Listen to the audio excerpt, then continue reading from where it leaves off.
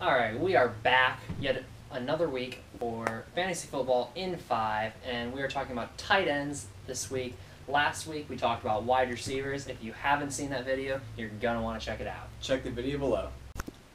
Alright, so as usual, we're going to highlight about 5 to 6 tight ends who we think are going to have really impactful years this year in fantasy.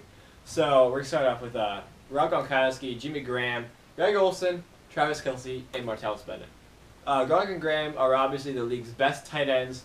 They're huge targets, huge weapons, so expect them to perform really well if you are fortunate to have them on your team.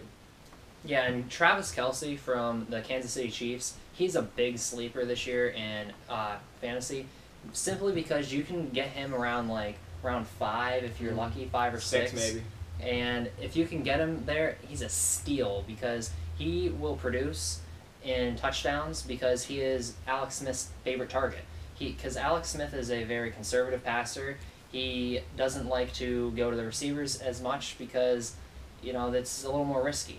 Whereas tight ends are big, they're bulky, they're in the middle, easy targets. And not a single Chiefs receiver last year scored a touchdown.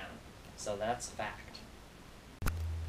Alright, so a couple of busts this year in fantasy when it comes to tight end. There aren't as many, but there are a few big ones like Julius Thomas. From the Jacksonville Jaguars. Now he came from the Broncos, and he had Peyton Manning as his quarterback, and he scored a lot of touchdowns in Denver. 10 to be exact last year. Yeah, and it's going to be really difficult to put up those numbers with Blake Bortles at the helm and being on Jacksonville. I mean, it's so tough to put those numbers up in such a depleted team. And then another one would be Josh Hill from the Saints. Now, they've been talking him up a lot this offseason, but it is going to be really hard to come in and just replace Jimmy Graham. I don't think it's possible. I mean, he might be good if they are right, but I don't see him being as good as Jimmy Graham. So I think he's going to have a not as great of a year as people are thinking. So. Alright, so in our draft strategy video, we said to pick up a tight end in the 6th round. Alright, this is because you want to draft players in positions like the running backs and wide receivers earlier. By now, in round 6, Gronk and Graham will be gone. No doubt about that, because there are always drafters who pick them way too early in rounds 2 and even round 1, I've seen. So look for Greg Olsen, Travis Kelce, and Martellus Bennett in round 6. At the latest, look at Philly tight end Zach Ertz. He's a big tight end. But with the quarterback inconsistency with, Tebow and Bradford and Sanchez in Philly, I think he's still going to put up good numbers, though. So if you need an immediate starter in Zach Ertz, he's the guy to look for. Alright, so this year in fantasy for the tight end class, we have a couple of sleepers. One is Zach Ertz, who we talked about previously, so we don't need to go into detail about him again. But another one would be Delaney Walker from Tennessee.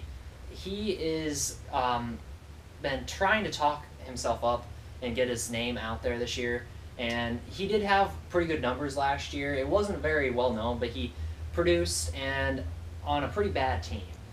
But this year he should have better numbers, he should have more touchdowns and more yardage because he has Marcus Mariota as quarterback rather than Zach Mettenberger, yes. And it's kind of obvious that he will be better, but just look for him later. And another one would be Kyle Rudolph from Minnesota. I don't want to be biased here, but I think he's going to be pretty good this year. Coming off of injury last year, he is going to be determined to just bounce back. And with the receivers that Minnesota has and Teddy Bridgewater coming into his 2nd year and playing pretty well, I think that he will produce and produce very well.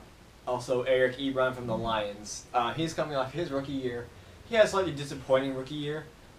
Not totaling more than maybe 500 yards as projected. But I think he's going to be in much better shape for a good season this year.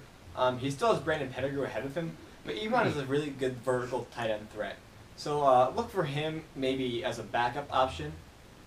So I'd try and get him late simply because he's going to be there, and if you can't get one of the other guys previously mentioned, he might be able to start for you, but I wouldn't depend on him. Took the words right out of my mouth.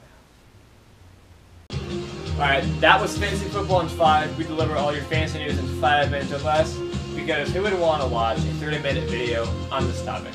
Amen. We thank you for joining us. Next week we'll talk about defense, special teams, and kickers. So stay tuned for that, and please don't forget to subscribe.